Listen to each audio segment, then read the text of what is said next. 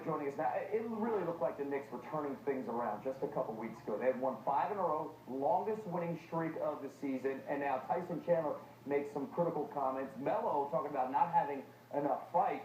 Yesterday, you were at the game, and yesterday you said the Knicks, it's time to trade Carmelo Anthony. Well, I've been saying that for weeks, and I stand by that. But it has nothing to do with Carmelo Anthony in terms of his play. I think he's playing like an all-star. You gonna trade Carmelo?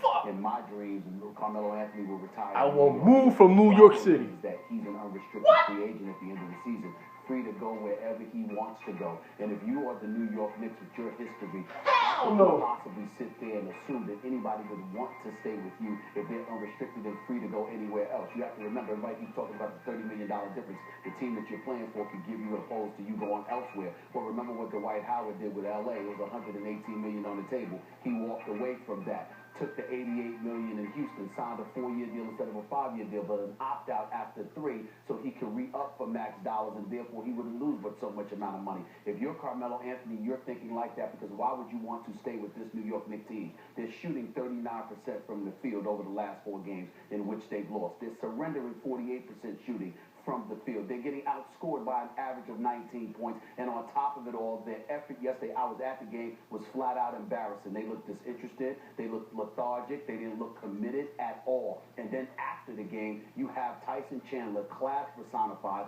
a champion, somebody, when he speaks, you listen because he articulates himself very well and he means what he says, calling out the defense and essentially coaching, and there's no other way around it, because he said guys like Kidd and Johnson, who played for Mike Woodson, pretty much knew what he was going to do, and as a result, it left the defense in a vulnerable position. That's calling out your coach. The Mike Woodson I know, that I covered from the time he was an assistant coach in Philadelphia under Larry Brown, I can assure you that coach is going to confront that player and his team today. Book it. Don't even worry about it, because he's going to talk about how we could always make adjustments during the game. You come to me and talk about that stuff. You don't sit there and say that stuff to the media. And ultimately comes down to the New York Knicks are a dysfunctional bunch right now, and they look like they're going downhill. And obviously, with that in mind, Mike Woodson could end up being in a world of trouble because of it. Now, they're on pace to win just 30 games. And let's go back to this Melo thing. And they don't have a first-round pick. Keep that in mind. It doesn't get any better. Going back to this Melo thing, what will be the trade market for a guy like him? Well, again, are there teams interested in getting Carmelo Anthony? You're always somebody that's interested in getting Carmelo Anthony, but at the same time, you may be interested in acquiring him yourself because you think you can make a better deal for him in the offseason in the event that he decides to become a free agent. You kind of work that out, even though I don't see that working too well for a lot of teams. If I'm the New York Knicks and you know that Melo wouldn't mind being in L.A., I get Pau Gasol's contract. I get the Jordan Hill's contract. I get a first-round pick from the Los Angeles Lakers, which possibly could be a lottery pick. Make sure it's unprotected. They had Jordan Hill. What do you mean a Jordan Hill? We had him. We drafted him, and we traded him.